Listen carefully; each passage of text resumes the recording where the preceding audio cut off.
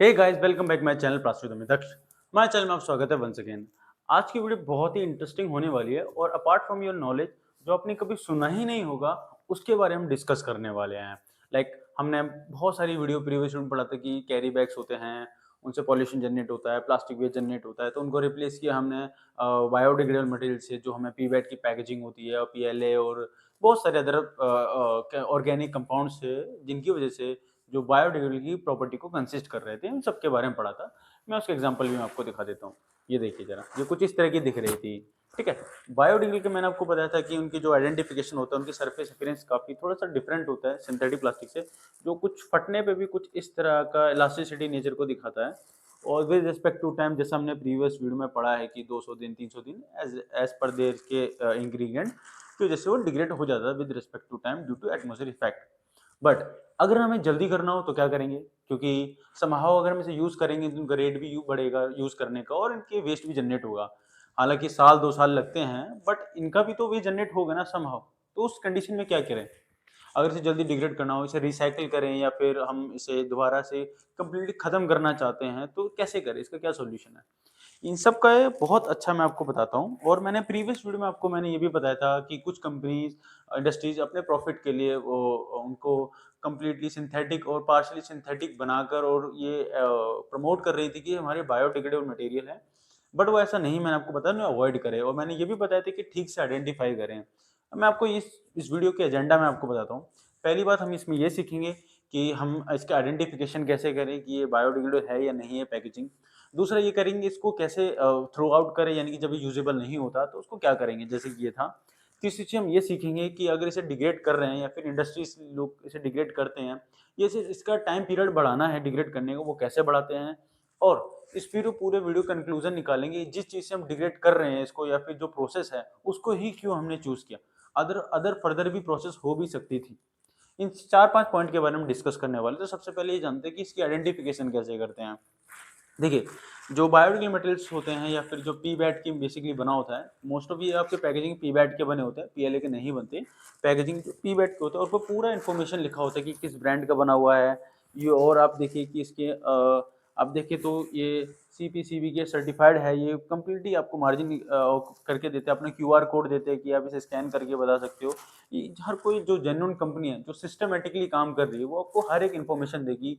वो फेक नहीं दिखाएगी कि ये इतनी थिकनेस का है या फिर इतने आवर्स का है, इतने आवर्स के बाद डिग्रेड हो जाएगा, ऐसा कुछ भी नहीं बताने वाली वो।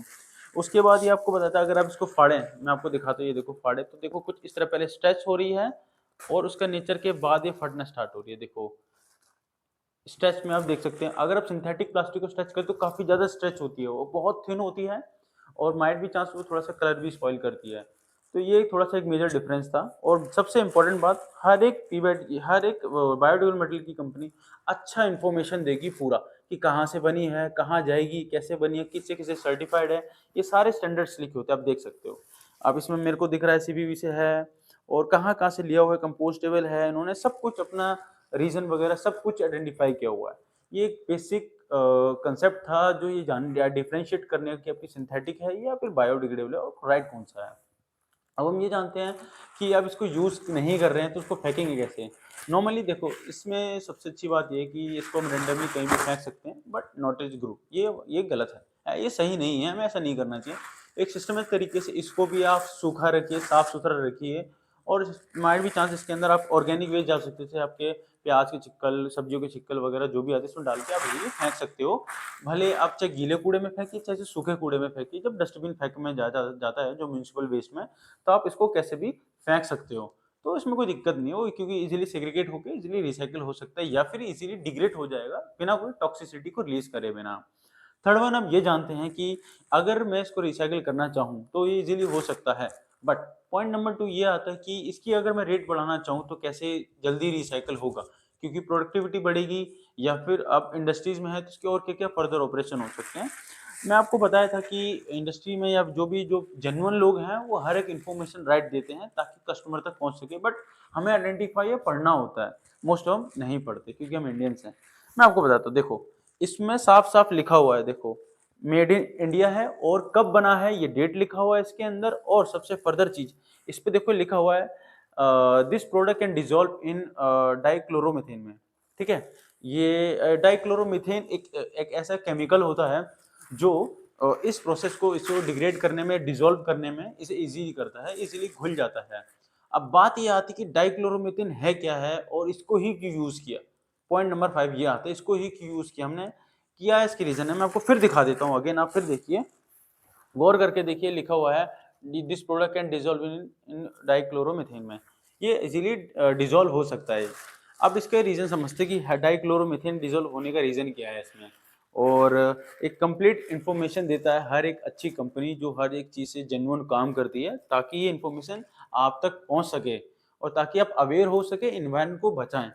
आप हम नोटिस ही नहीं करते हैं जो जेन्युइन चीज़ें होती है, क्योंकि हम लोग इतने बिजी रहते हैं अपनी लाइफस्टाइल में, बट समहाउ हमें टाइम निकालना चाहिए, क्योंकि अगर हम आज नहीं बचाएंगे तो फ्यूचर जनरेशन को हम खत्म कर देंगे। तो ऐसा नहीं करना है हमें, हमें बस फोकस करना है और कैसे मैनेज करना है।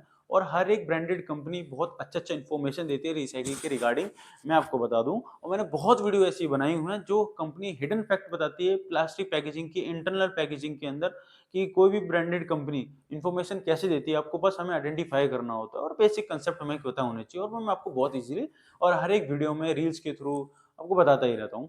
चलिए अपने पॉइंट पर आते हैं कि डाइक्लोरोमीथेन है क्या। बेसिकली डाइक्लोरोमीथेन एक एक क्लोरीन कंपाउंड है जो मीथेन से रिएक्शन करने के बाद बनता है, एक केमिकल होता है, आप इतना समझ लीजिए बस। इसी से ही क्लोरोफॉर्म बनता है और भी अदर अदर बाई प्रोडक्ट निकलते हैं जब हम डाइक्लोरोमीथेन बनाते हैं। क्लोरोफॉर्म भी इसी का एक फॉर्म है, इसी प्रोसेस से बनता है। अब बात यह आती है कि हम इसे ही क्यों यूज कर रहे हैं डिसॉल्व करने के लिए, फर्दर अदर क्यों नहीं कर रहे हैं, और ऐसा क्या है इसके अंदर जो इसे ही हमने प्रायोरिटी दिया। देखिए, डाइक्लोरोमीथेन मैं आपको बता दूं, बेसिकली ये लिटिल बिट अमाउंट इनर्ट होता है। इनर्ट का मतलब ये हर किसी से रिएक्शन नहीं करता है, इसीलिए इसे नॉर्मली हमने प्रायोरिटी दिया। सेकंड में ये आता है कि ये हमारा पोलर इन नेचर होता है। पोलर का इन द सेंस का मतलब कुछ केमिकल्स और कुछ हर एक प्रोडक्ट के अंदर चार्ज होता है, लाइक जो अट्रैक्ट करते हैं एक दूसरे की तरफ। भले आप स्केल को अपने सर पे रगड़ते हैं तो उसके अंदर कागज के जो टुकड़े होते हैं वो समहाउ अट्रैक्ट हो जाते हैं, या फिर अपने सर पे आप बालून को रगड़ते हैं तो दीवार पे चिपका लेते हैं, तो वो चार्ज की वजह से होता है कि बेसिकली इलेक्ट्रिसिटी होती है, कि स्टैटिक इलेक्ट्रिसिटी जो लिमिटेड टाइम तक रहती है। वैसे ही केमिकल्स के अंदर चार्जेस होते हैं जिसकी वजह से रिएक्शन करने की कैपेसिटी को रखता है। विदाउट इसके बिना आप क्या रिएक्शन नहीं कर सकता। जैसे कि हमें पानी के अंदर आप ऑयल को नहीं घोर सकते, वो ऊपर सरफेस पर आ जाएगा क्योंकि उनका चार्ज नहीं होता। वैसे ही सिमिलर हम इसको पोलर नेचर के कारण, और इसके लिए हम इसमें इसीलिए पीबैट से हम इसको रिएक्शन करा के इसे माइक्रो माइक्रो और सॉरी ऑर्गेनिक कंपाउंड में ही स्प्लिट करता है, तो जो टॉक्सिसिटी रिलीज नहीं करता, क्योंकि ये वाटर मॉलिक्यूल और क्लोराइड गैस में इन सब में रिलीज हो जाता है, जो समहाउ एनवायरनमेंट के लिए एक लिमिटेड अमाउंट तक तक और लिमिटेड कैपेसिटी के अंदर एनवायरनमेंट में इको फ्रेंडली होता है। एक्सेस अमाउंट में कोई भी चीज होगी तो नुकसान करेगी। जैसे HCl हमारे अंदर हमारे स्टमक के अंदर एसिड होता है, और हम हमको लिमिटेड अमाउंट में जरूरत होती है। जैसे आयोडीन की हमारी बॉडी में जरूरत होती है, अगर इनकी क्वांटिटी में बढ़ा देता हूँ, आयोडीन का एक अगर मैंने स्कूप आपको पिला दिया तो आप खत्म हो जाओगे ऑन द स्पॉट। अगर HCl की मैं क्वांटिटी बढ़ा दूं तो आपको एसिडिक रिएक्शन होने लगेगी और आपको उल्टी होने लगेगी, खट्टी खट्टी डकारें आने लगती हैं। तो हर एक चीज लिमिटेड होती है। वैसे ही डाइक्लोरोमीथेन भी पॉसिबल है इसको रिएक्शन करने के लिए, जो समहाउ इसमें रिएक्ट करने के बाद जो टॉक्सिसिटी रिलीज नहीं करती उसको डिसॉल्व कर देती है, उसको माइक्रो पार्टिकल्स में और बायोमास में, कार्बन डाइऑक्साइड में और वाटर मॉलिक्यूल्स में और मॉइस्चर में, इन सब में स्प्लिट्स करती है और लेस बच्चा कुच्चा आपका ये बायोमास में कन्वर्ट हो जाता है, तो मट्टी टाइप होता है। ये एक फॉर्मूला था। अब बात ये आती है कि इसे ही क्यों लिया, और भी तो फर्दर केमिकल्स थे, हम उसे यूज कर सकते हैं। देखिए, बहुत सारे केमिकल्स हैं, बट जो उनकी कैलोरिफिक वैल्यू, एसिडिक वैल्यू और उनके जो रिएक्शन करने के बाद जो एडवांटेज डिसएडवांटेज में समहाउ अभी तक इतना हम क्लैरिफाई नहीं कर पाए हैं, बट नॉर्मली करंट में हम इसे डिसॉल्व कर सकते हैं, हमें पता था। अब इसका एक मेन रीजन और बता, तो क्यों हमने इसे ही प्रायोरिटी, फर्स्ट प्रायोरिटी क्यों दिया, डाइक्लोरोमीथेन क्यों दिया, मैं आपको बताता हूँ। बेसिकली ये बहुत सारे इंडस्ट्रीज में यूज किया जाता है, फूड इंडस्ट्री में, मेडिकल इंडस्ट्रीज में, फार्मास्यूटिकल इंडस्ट्री में और आपकी अदर केमिकल इंडस्ट्रीज में यूज किया जाता है। फार्मास्यूटिकली में आपके मेडिसिन बनाने में, या फिर उनकी टॉक्सिसिटी को रिलीज करने के लिए, या ड्रग को सेपरेट करने के लिए हम यूज करते हैं। फूड इंडस्ट्री में हम लोग यूज करते हैं फूड को सेव करने के लिए। और सबसे बड़ी बात, डाइक्लोरोमीथेन कॉफी में सबसे ज्यादा यूज किया जाता है। जी हाँ, जो कॉफी आप यूज करते हैं, अगर आप कॉफी की जो सीड्स होते हैं, अगर आप स्टडी करेंगे तो उनके कैफीन जुड़ा होता है, जो एक नशीला पदार्थ होता है। कैफीन जो होता है, और इसको सेपरेट कर देता है कंप्लीटली। डाइक्लोरोमीथेन से कैफीन को कंप्लीटली हटा देता है, जो हमारी कॉफी पीने लायक बनती है। इसीलिए हमारे फूड कांटेक्ट में पहले से ही होता है, फूड के लिए हमारे लिए सेफ होता है। इसीलिए हम इसको इस प्रोडक्ट का यूज कर सकते, क्योंकि पी बैट भी हमारा हमारा जो ऑर्गेनिक स्टार्च और कॉर्न इन सब से बनता है, जो हमारे स्टार्च सेल्यूलोज वगैरह जो ऑर्गेनिक होते हैं, जो हम खा सकते हैं या फिर कंज्यूम करते हैं।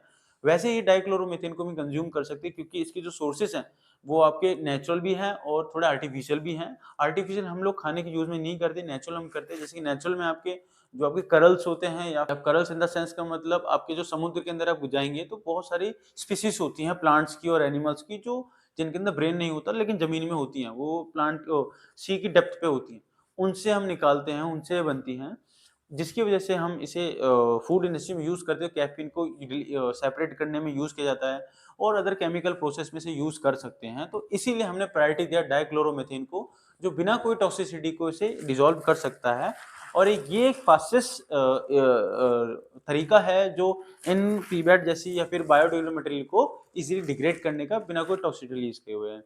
तो मतलब वीडियो का कंक्लूजन आप समझिए कि हमने आपको बताया कि आइडेंटिफिकेशन करना बताया आपको, और कैसे यूज करना चाहिए, कैसे फेंकना चाहिए, या फिर मैंने आपको वो एक सीक्रेट बताया कि कैसे इंडस्ट्रीज और अदर चीजें जो इसे डिग्रेड करती हैं इजीली और साइकिल को मेंटेन कर रही हैं, वो मैंने आपको बताया है। शायद ही आपको पहले कभी ये पता होगा, बट जब भी आपने जाना बहुत अच्छा लगा मुझे कि आप ये समझेंगे और एनवायरनमेंट को बचाएंगे।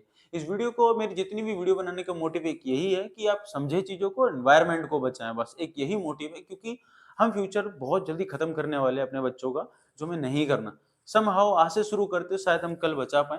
तो यही एक मोटिव था वीडियो को बनाने का। और एक अच्छी कंपनी कभी भी इंसान की जिंदगी से नहीं खेलती, क्योंकि रिस्पॉन्सिबिलिटीज होती हैं, वो आपको कंप्लीट इन्फॉर्मेशन देती है, बट हमें जानना जरूरी है, जानना और जागना जरूरी है। तो जागो ग्राहक, जागो। Be happy by using plastic.